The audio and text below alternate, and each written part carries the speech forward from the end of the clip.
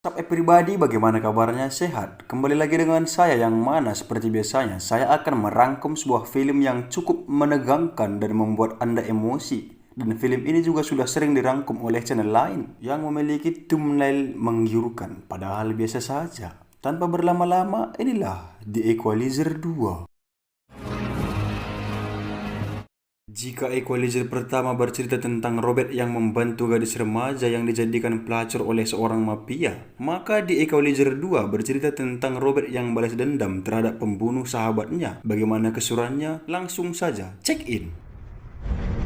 Film diawali dengan memperlihatkan Robert yang sedang menyamar di sebuah kereta untuk menyelamatkan seorang anak kecil yang diculik oleh ayahnya sendiri dan hendak dibawa ke Turki. Dan maksud si ayah menculik anak tersebut hanya untuk membuat sang ibu atau mantan istrinya merasa sedih. Beberapa saat kemudian, di saat Robert dan si penculik bertemu di bar kereta, si penculik bertanya, "Kamu orang Amerika ya?" katanya. Lalu Robert menjawab, "Iya." "Apa keperluanmu datang ke Turki?" tanya si penculik. "Untuk menyelamatkan seorang anak kecil yang diculik oleh ayahnya sendiri, yang seorang bajingan dan suka kasar dengan perempuan," jawab Robert. Si penculik yang sadar bahwa yang dimaksud Robert adalah dirinya langsung memerintahkan anak buahnya untuk membunuh Robert. Namun seperti biasa, Robert melakukan hipotesanya dan membunuh semua anak buah si penculik dengan mudah dalam waktu kurang dari 10 detik.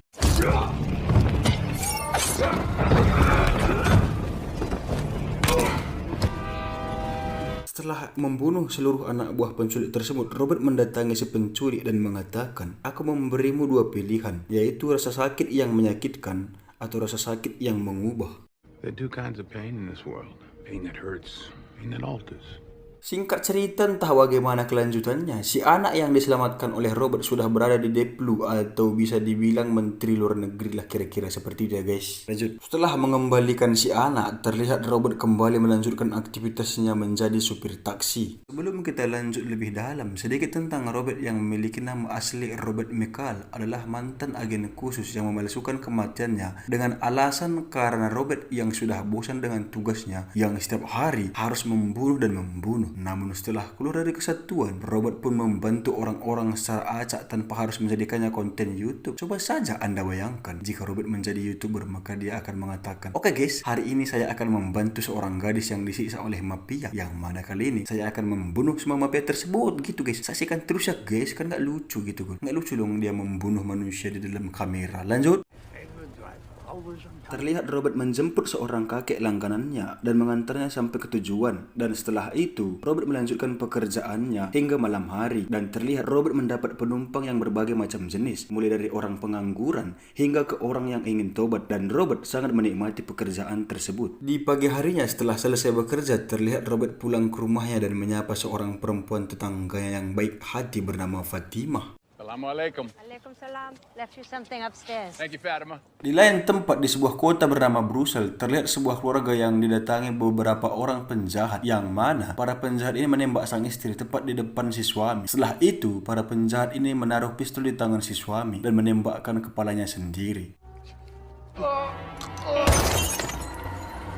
Untuk sebab akibat dan alasan mereka membunuh si keluarga tidak dijelaskan secara rinci ya teman-temanku sekalian. Lanjut. Balik ke Robert yang mendapat orderan dari pria kaya yang menitipkan teman wanitanya, yang mana wanita itu terlihat terluka dan menahan sakit. Karena Robert yang tidak tega, dia pun membawanya ke rumah sakit.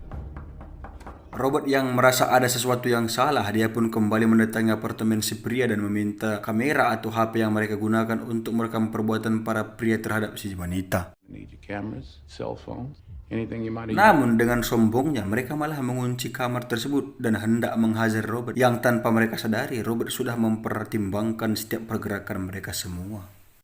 Setelah melakukan hipotesanya, Robert menyerang satu persatu dari mereka dengan cara mematahkan setiap persendian para pria cabul tersebut.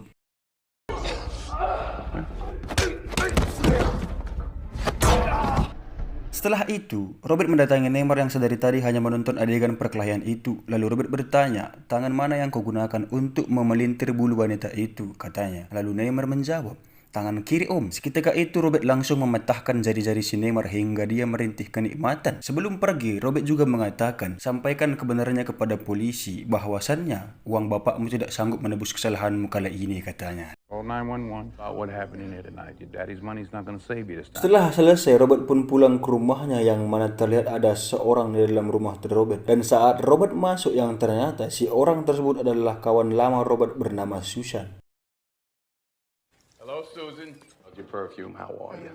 Setelah itu, mereka berdua pun makan malam dan berbincang-bincang tentang perpolitikan dan perekonomian negara yang sering diporoti para koruptor. The other day, and Beberapa saat kemudian, Susan pun pulang ke kampungnya untuk melanjutkan aktivitasnya. Lanjut. Singkat cerita, di pagi harinya, Robert dikejutkan dengan rusaknya kebun Fatimah, sang tetangga, yang disebabkan oleh para gangster pengangguran yang sok-sok kebal hukum yang menjadi parasit negara.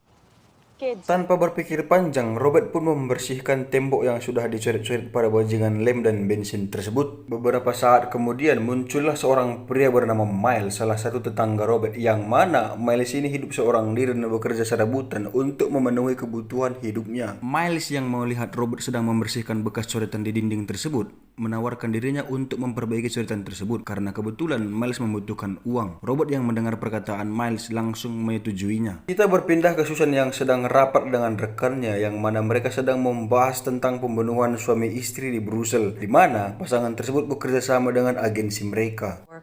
Selain Susan, kita juga melihat peran yang lain, yaitu ada Brian suami Susan dan Deb, salah satu teman Susan dan Robert di dalam agensi dulunya. Di lain tempat terlihat Robert sedang bersama kakek langganannya yang sedang memperjuangkan sebuah lukisan kakaknya, karena hanya lukisan tersebutlah satu-satunya kenangan yang tersisa dari keluarganya, guys. Lanjut. Singkat cerita, pada malam harinya terlihat Susan, Robert dan Brian selesai makan malam. Terlihat juga Robert memberi sebuah data tentang si kakek. Susan juga pamit kepada Brian bahwa dia akan ke Brussels untuk menyelidiki kematian si suami istri salah satu agensi mereka. Di pagi harinya terlihat Miles melanjutkan tugas mengecatnya dan Robert sedang menyusun apelnya. Sedikit informasi, di scan ini tidak ada hal yang penting, hanya untuk menambah durasi aja. Lanjut. Di lain tempat, tepatnya di Brussels, Susan dan Dave sudah memulai melakukan penyidikan kematian si suami istri yang lalu. Setelah itu, Susan dan Dave pun beristirahat di sebuah hotel, dan saat mereka menggunakan lift terlihat dua orang pria besar membawa barang yang lumayan banyak sehingga lift menjadi sempit. Namun karena Susan yang sudah kebelet pipis, dia pun memaksakan tetap menaik.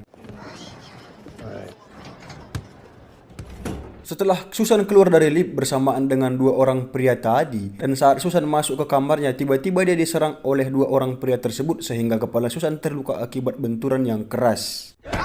Terlihat Susan yang terluka parah sempat melakukan perlawanan, namun perlawanan tersebut tidak berlangsung lama dan tidak membuahkan hasil, sehingga para penjahat yang emosi terus menyiksa Susan hingga terkapar lemas. Robert yang sedang di rumah menerima telepon dari Brian bahwa si Susan, sahabat karibnya, sudah tewas. Seketika itu, dia pun merasa sedih dan langsung menuju rumah Brian sekaligus mengucapkan bela sungkawa. Di saat mereka sedang berbincang-bincang, Brian memberikan barang-barang yang sering digunakan oleh Susan seperti cincin dan juga HP. Di lain tempat, di apartemen dua pria yang sempat menyerang Susan, tiba-tiba apartemennya meledak dan ledakan tersebut disebabkan oleh orang-orang yang membunuh si suami istri. Dan dari sini kita tahu kematian Susan ada sangkut pautnya dengan kematian suami istri tersebut. Tapi apakah itu? Nanti saya kasih tahu. Lanjut.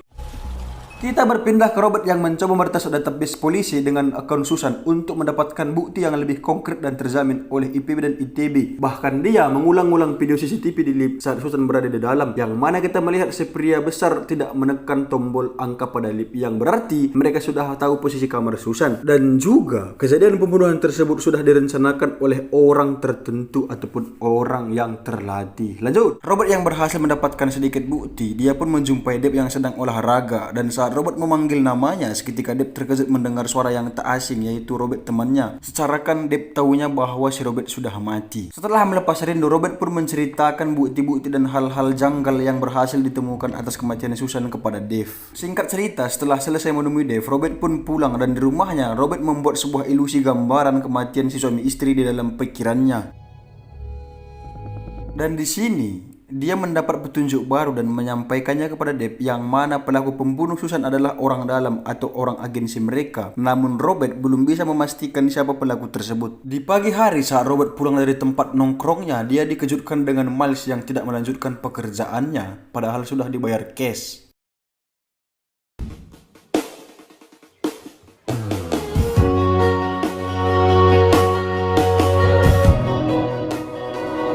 Robert yang tahu lokasi Miles, dia pun langsung menuju lokasi tersebut tanpa bicara atau mengucap salam. Robert langsung menghajar penjaga pintu markas geng Miles. Sementara Miles terlihat dipaksa oleh rekan satu gengnya untuk melakukan penyerangan terhadap rival mereka. Miles yang gengsi dan butuh kawan, dia pun mengiyakan permintaan rekan-rekannya dengan terpaksa. Namun tiba-tiba Robert datang sehingga para gangster ini ketakutan. Robert pun membawa paksa Miles. Walau terlihat Miles tidak suka, dia pun tetap keluar dari ruangan tersebut. Setelah di luar ruangan, Robert pun mengatakan kepada Miles bahwasannya jadi gangster itu tidak keren. Tapi jika lo mau jadi keren harus jadi koruptor. Karena walaupun di penjara ada fasilitas, dan yang pastinya di penjara itu hanya sebentar. Apalagi kalau kamu berlaku sopan, pasti dibebaskan. Gitu kata Robert kepada Miles, guys. Lanjut.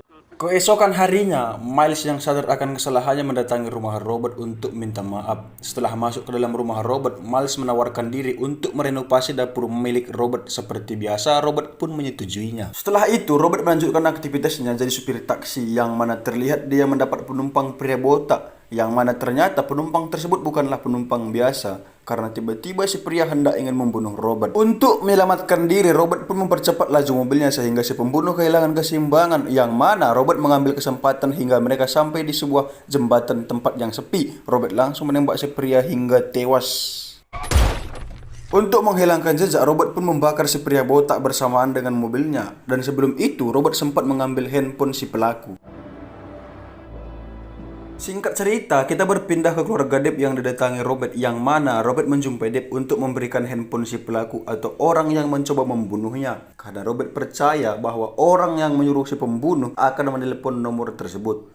Namun tiba-tiba Robert menelpon nomor handphone si Deb, yang mana ternyata selama ini Deb lah penyebab kematian si suami istri, Susan dan pria botak yang mencoba membunuh Robert adalah atas perintah Dave. Dan yang mana kita tahu alasan Deb melakukan hal tersebut adalah demi uang dan uang dan uang. Karena ternyata setelah kematian Robert atau di saat Robert pura-pura mati, tim mereka sudah dibubarkan oleh pemerintah, sehingga Deb pun menjadi pembunuh bayaran untuk memenuhi kebutuhan keluarganya. Setelah mengetahui kebenarannya, Robert pun menjumpai 3 orang lain pelaku pembunuhan tersebut. Bukannya takut, Robert dengan jiwa setia kawannya malah mengintimidasi mereka berempat dan mengatakan, "Aku akan membunuh kalian karena dunia yang sempurna ini tidak bisa ada manusia seperti kalian," katanya. Lanjut, kita berpindah ke Brian yang sedang berkabung atas kematian istrinya, yang mana di sana terlihat juga Dave dan kawan-kawan datang untuk membunuh Brian. Namun terlihat Robert sudah membawa Brian ke sebuah tempat yang aman. Who's coming after man who killed Susan?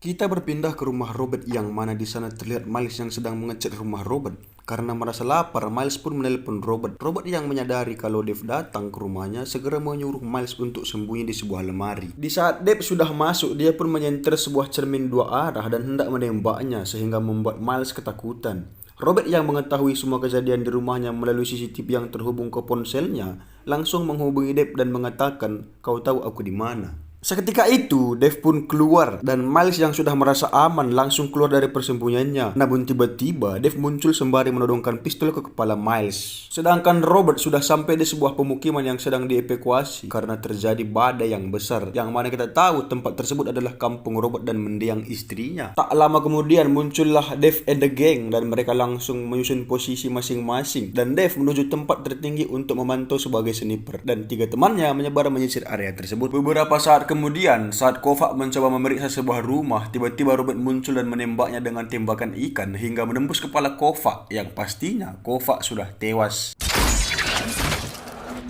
Setelah itu, Robert mendatangi teman Dave yang bernama Ucok dan langsung menikam Ucok tersebut beberapa kali hingga dia tewas mengenaskan.